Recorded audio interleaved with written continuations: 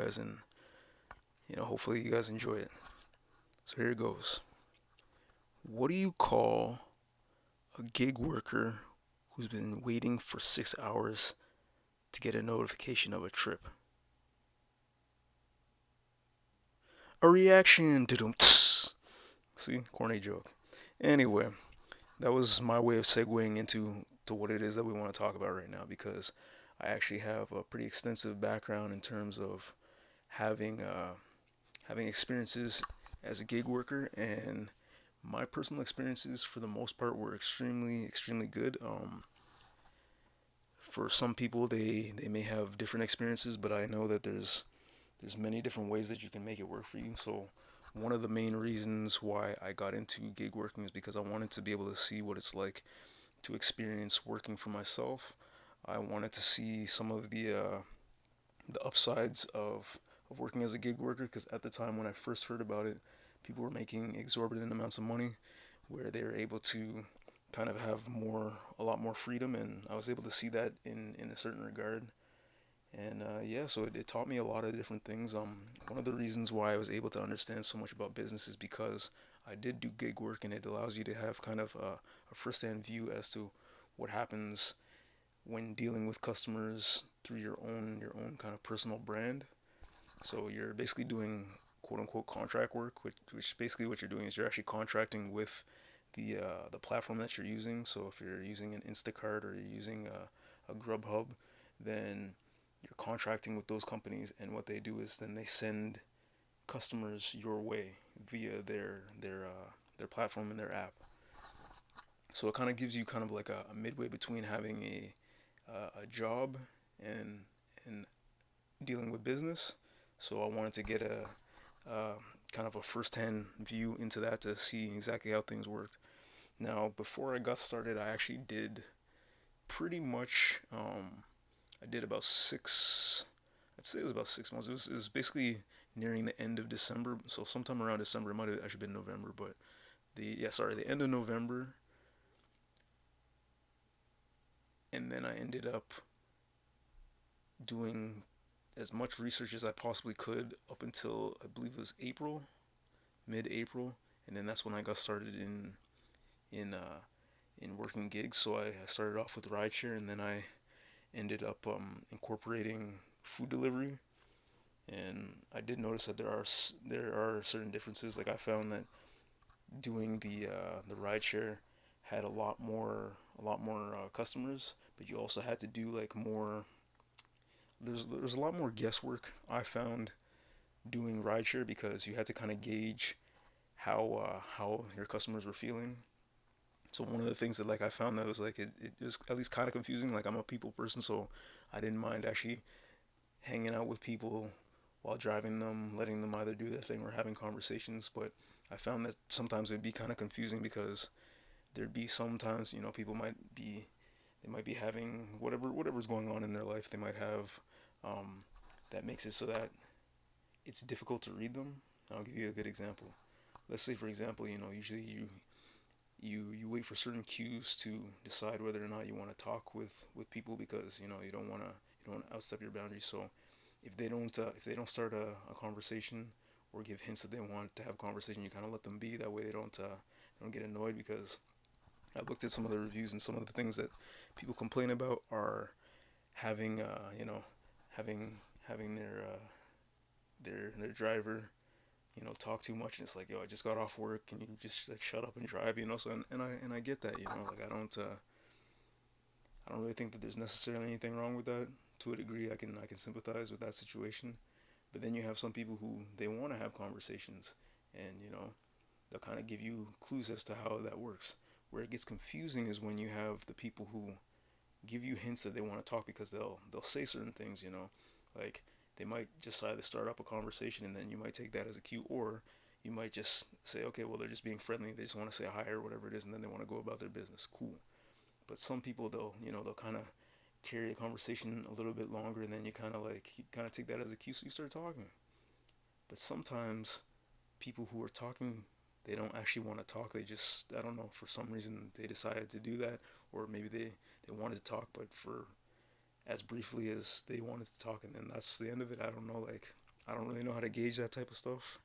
To me, it doesn't really it doesn't equate to what I would think of as normal enough that I would understand something like that.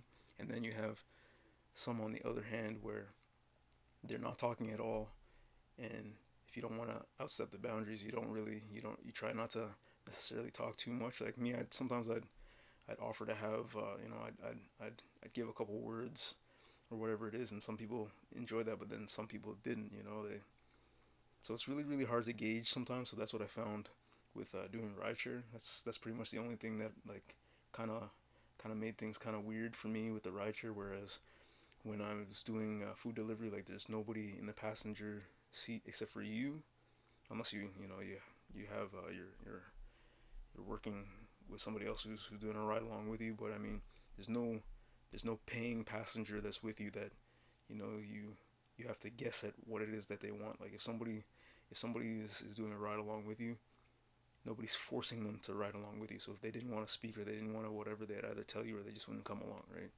So that's where things go for me. But overall, a really good experience. But the reason why I brought up the earlier corny joke is because think about it this way. If your expectation is that you're going to be making a certain amount of money, it's the whole reason why you're doing a certain job. It's the reason why you put gas in your car so that you're able to make money to be able to sustain yourself. And then no calls or no notifications come in for any trips, so you're not able to make money. You're naturally going to have some sort of reaction, right? It could be good, it could be puzzled, it could be bad. There's a whole host of different emotions that can come into play, and you kind of express those through a reaction.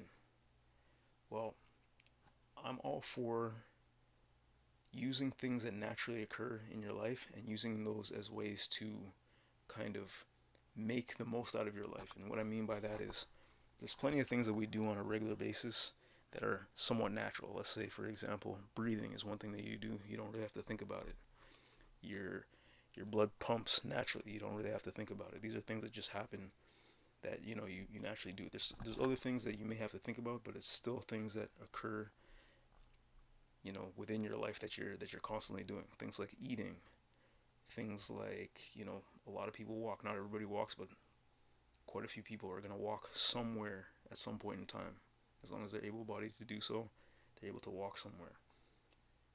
People, some people watch TV. Some people listen to music. All these things, like it might be commonplace for a lot of people, so they don't really have to think about these things. So if there's a way to do these exact same things that you're naturally going to do anyways, and also be able to make income off of it, why not?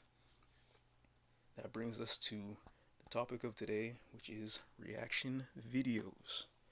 Why would you want to do a reaction video? Well, reaction videos can help in many different ways, and in this post that I'm showing you guys right here, it kind of gives an outline as to certain ways that I can see the benefit of reaction videos and showing reaction videos in a certain light. But reaction videos can help people, both the person who's doing the reacting and people who are watching the reactions, because the people who are watching the reactions, they may not have known about the content that is being reacted to until they saw this reaction video.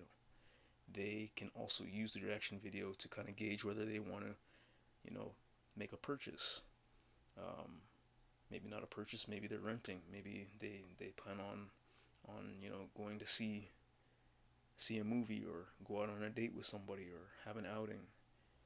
Maybe the reaction is not necessarily about specifically a movie, it might be a reaction to a certain product. So before somebody goes out and buys something, they want to know how to interact with it, how other people feel about it, things of that nature. These are what reaction videos can give you the benefit of. So it gives the people who are viewing that benefit, and then the people who are doing the reaction, they get the benefit of viewership, which means you can actually do plenty of things with the viewership, but the viewers showing interest in the video can show that, okay, these are the type of videos that the audience actually enjoys, which means you can do more of that content to get more viewership.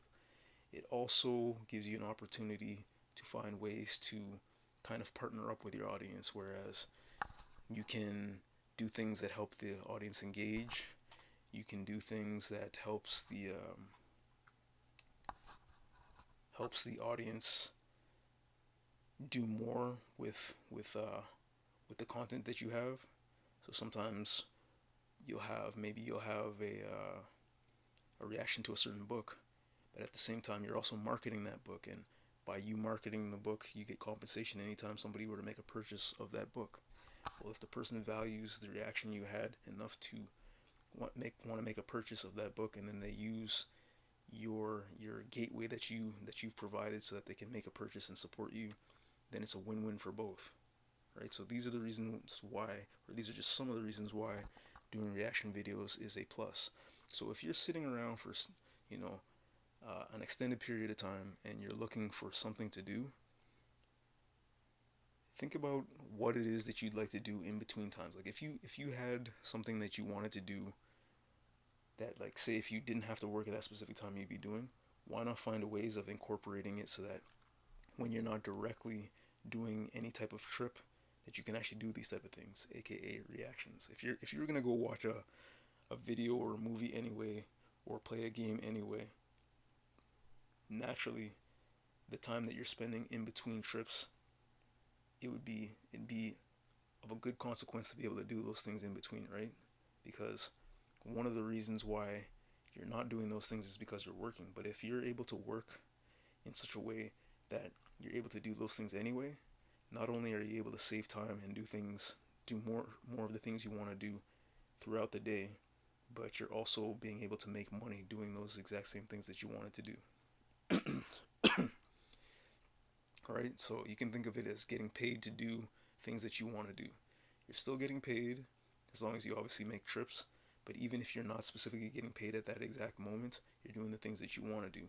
Plus, by creating content, you can build up a portfolio which you can actually learn how to monetize in many different ways. Like I gave an example before about doing marketing where you do reviews on a certain item, say for instance like a book or a DVD, it could be anything really, and then you transition somebody to making a purchase through your specific gateway, you're making money right there.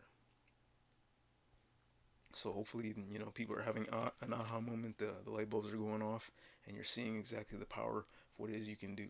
Because the vehicle that you're using, if you're delivering inside a vehicle, is essentially your office. So if you're doing things like this for business purposes, aka you're working in your office and you're creating content, then that's another reason why you're able to have more benefits as a business owner. Business owners have little interesting ways of getting benefits by doing things, you know, for business purposes as opposed to doing things for personal. If you buy something for business, it has little benefits that you can't necessarily get when you're buying something for personal. And as you kind of go along your journey, you'll start to find more and more about how exactly those things work. You can speak with your accountant, speak with other colleagues, family members, partners, mentors, coaches, whatever it is you need to do to find out the information. And as you go along, you'll find out a lot more about these things. But this is the way that you want to be taking a look at things. So I'm going to leave a link in the description so you guys can read the rest of the blog. This is just a little bit of a sneak peek of what's going on here, but this will give you a lot more details into exactly the benefits of doing such things as doing reaction videos and how they can benefit you as a gig worker. So I hope you guys enjoyed that. If you guys have any comments, just leave them in the comment section. Let me know how it is you felt about this, what you want to see more of, and with that, hopefully you guys do great. So have a good day, and we'll see you on the next video.